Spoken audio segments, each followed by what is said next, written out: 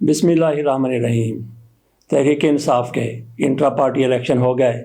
Election commission की तरफ से यही हुक्म दिया गया था, लेकिन इस पर शदीद रद्द-ए-अमल का इजहार किया जा रहा है।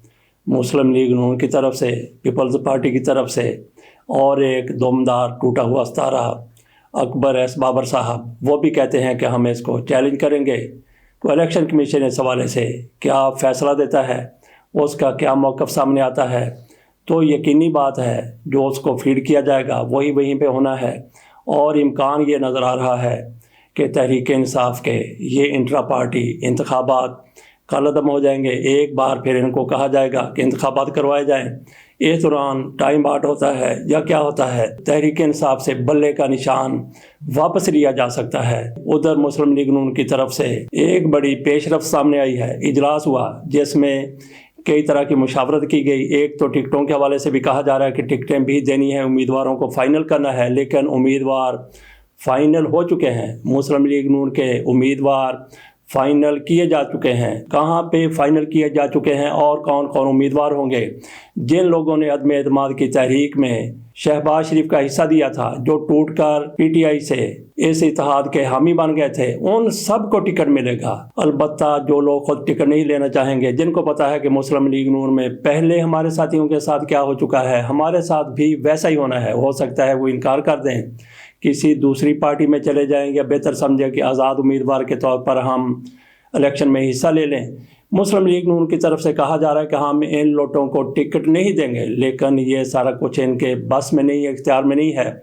जो लोग उन लोगों को पकड़कर, गर्दन से पकड़कर या झुकाकर, दबाकर, लालच देकर, जिस तरह भी एक साइड से PTI से दूसरी साइड पर ले गए थे, उन्होंने जो यकीन दिलाया था उसके मुताबिक इन लोगों को टिकट मिलेंगे। किसी और को टिकट मिलता है या नहीं मिलता, इन लोगों को 20-22 जो लोग हैं उनको टिकट ज़रूर मिलेंगे। वहीं पे फाइनल हो गए टिकट और लिस्टें मुस्लिम लीग नून मियां नवाज शरीफ साहब को थमा दी जाएंगी। उसके बाद फिर टिकटों का ऐलान हो जाएगा। टिकटें कहाँ पे फाइनल हुई हैं, उम्मीदवार कहाँ पे फाइनल हुए हैं, वहीं पे यहाँ पे उन लोगों को मैनेज किया गया था तहरीक अदम एतमाद को कामयाब बनाने के लिए। बहरहाल मुस्लिम लीग नून जो भी कहे वो कह सकती है। मुस्लिम लीग नून के इजलास में बड़ी मुशावरत हुई, उसमें कुछ लोगों की तरफ से ये पूछा गया कि बिलावल भुट्टो जरदारी कुछ ज़्यादा ही सर चढ़ गए हैं, ज़्यादा ही उनका सर घूम गया है, हमारे ख़िलाफ़ वो किस तरह की बातें कर रहे हैं, किस तरह के इल्ज़ामात लगा रहे हैं। शहबाज शरीफ साहब इस मौके पर बोले कि नहीं, उनकी बातों को संजीदा नहीं लेना चाहिए। इसी तरह से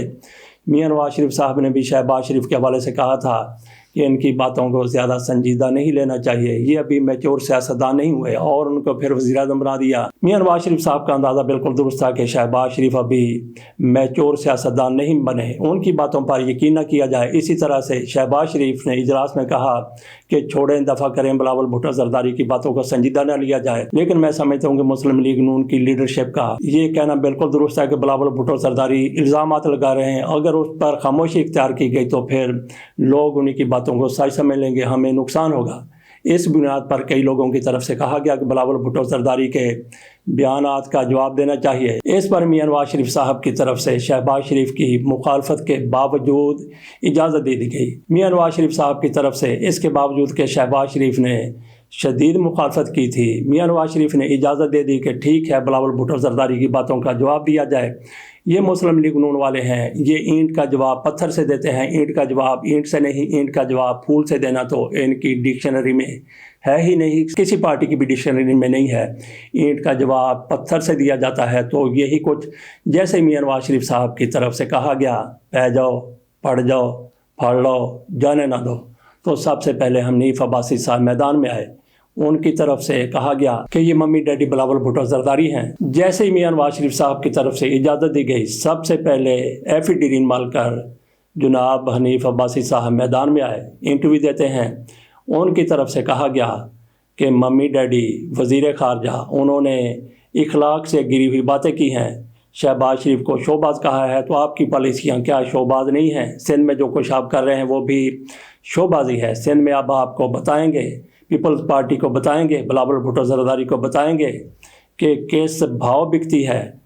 मुस्लिम लीग नून के इस मामले में कोई भी पार्टी मुकाबला नहीं कर सकती। ज़रा 90 की दहाई में चले जाएं, बेनज़ीर भुट्टो की नंगी तस्वीरें نصرت بھٹو کی بھی اسی طرح کی تصویریں جہاز سے گروائی گئی تھیں اور میاں نواز شریف صاحب ان دنوں پوری طاقت میں تھے۔ تو بلاول بھٹو زرداری کو جواب دینے کے لیے حالانکہ شہباز شریف اور بلاول بھٹو زرداری یوں سمجھنے کے بھائی بھائی بن چکے ہیں یا باپ بیٹا بن چکے ہیں، لیکن ان کی کس نے سننی ہے؟ میاں نواز شریف صاحب ایک بار پہلے کہہ چکے ہیں کہ میں اگر یہاں تک پہنچا ہوں تو اپنے جارحانہ رویے کی وجہ سے پہنچا ہوں، متنازع ہونے کی وجہ سے پہنچا ہوں، بے نظیر بھٹو کے خلاف میں نے محاذ کھڑا کیا، اسی وجہ سے میں پاکستان کا وزیر اعظم بن گیا۔ ایک بار نہیں بلکہ چوتھی بار میاں نواز شریف صاحب پاکستان کے وزیر اعظم بننے والے ہیں۔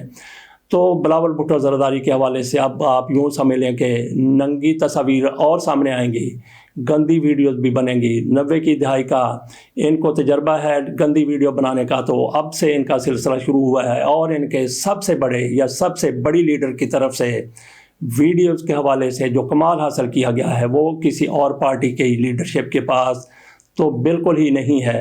دیکھتے ہیں کہ یہ کہاں تک صورتحال کو لے جاتے ہیں۔ ابھی تو حنیف عباسی بولے ہیں، اس کے بعد طلال چودھری صاحب نے بھی تنظیم سازی کرنی ہے۔ جب وہ تنظیم سازی کریں گے تو پھر پتہ ہے کہ وہ کس حد تک چلے جاتے ہیں۔ تو بلاول بھٹو زرداری کی طرف سے یوں سمجھ لیں کہ تمہوڑیوں کے، ڈیموؤں کے، پونڈوں کے، بھیڑوں کے چھتے کو چھیڑ لیا گیا ہے، مسلم لیگ نون کو انہوں نے چھیڑا ہے۔ دیکھتے ہیں کہ بلاول بھٹو زرداری ان کا کہاں تک، کس حد تک مقابلہ کرتے ہیں۔ ادھر پنجاب والے لوگوں کو، خصوصی طور پہ لاہور کے لوگوں کو مبارک ہو، محسن نقوی صاحب وزیر اعلیٰ پنجاب، نگران وزیر اعلیٰ، ان کی طرف سے اعلان کیا گیا ہے کہ لاہور میں مزید 22 تھانے بنائے جائیں گے۔